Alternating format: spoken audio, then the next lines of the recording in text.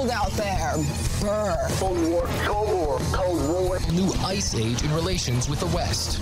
We will have a relationship.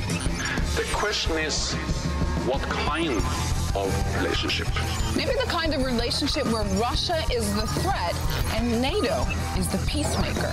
Russia's provocations, Russia's aggression. Bloody Russians, they keep moving their country closer to our bases. There you go, totally clear why Russia would be blamed.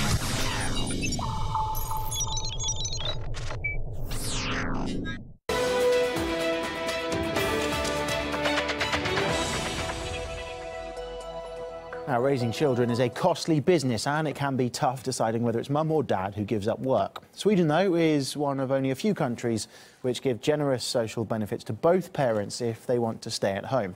But despite that, most men still head back to work. One Swedish dad thinks that's wrong and is campaigning to get men to spend more time with their kids. If you look at the numbers, I mean, the Swedes doesn't take out that much, even though we have a system which gives the dads opportunity to be home with the kids. A lot of men believe themselves that they are not capable to do it as a too hard. Well, it's a thing which frightens a lot of men.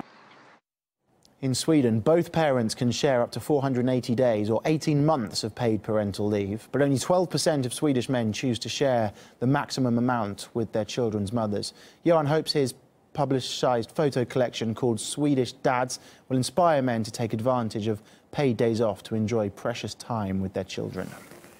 I mean, with the project, I hope I will bring out some role models, the thing which is lacking here in Sweden or all over the world, to be honest. You need role models to connect and trying to find out that this is something I can manage by myself. And I hope I will, plant a seed somewhere with the dads and giving them hope that they are capable to do it as well.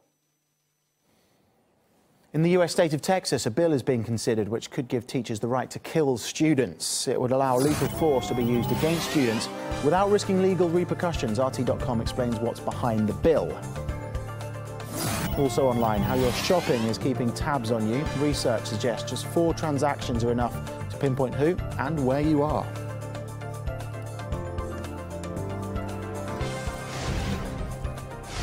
London's chronic housing shortage will see thousands descend on the Mayor's office on Saturday to demand a solution. They say rents in the British capital have been driven to unaffordable levels.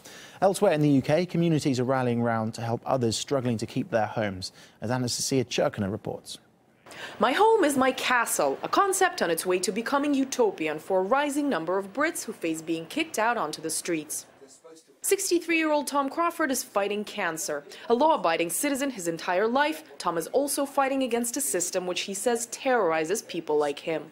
The courts are supposed to be protecting the people. They're protecting the banks. The police are supposed to be protecting the people. That's their oath. And they don't stand on their oath, and they protect the banks. The grandfather of 2 took out a mortgage and bought a home in the 1980s for just over £40,000. He's lived here for 25 years with his wife Sue and says he's paid off the mortgage in full. When the bank which provided the loan went bust, another company set up by the government took it on and insisted only the interest had been paid. The price of this house wouldn't buy a decent Mercedes for one of their executives. That's how pathetic these people are. They're giving up on the money now. They want the properties. If they manage to get them out, they'll lose everything. And they've paid for it. They've paid for it. They just need someone to look at our evidence. That's all, really. Tom is a local hero in his town. Hundreds of supporters flock to his home in Carlton, Nottingham from the crack of dawn as he gets yet another notice that bailiffs are coming to kick him out. Would you want to be thrown out of your house if you knew you'd rightfully paid for it all? Tom's case is largely symbolic as the issue of eviction has become all too familiar across the UK as an increasing number of people struggle to keep their homes across the country. According to the latest figures released by the UK Ministry of Justice, over 40,000 properties were repossessed in the 12 months to September, affecting an estimated 90,000 people. That's a lot of sadness out there. That's a staggering 49% increase compared to the same period just 4 years ago. Now, the parliamentarians know about this, they're doing nothing about it. And what we are all trying to do is wake the rest of the people up to the understanding that it could happen to them.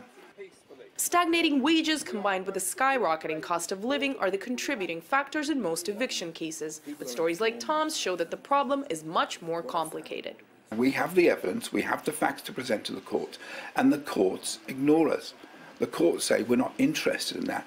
And the reason they do that is because the judiciary have been told if you find against the banks, the whole financial system will collapse. This community has so far been able to prevent Tom's eviction. When bailiffs arrived, they were chased away by the crowd, leaving him be until the next eviction notice arrives in his mailbox. Anastasia Churkina, RT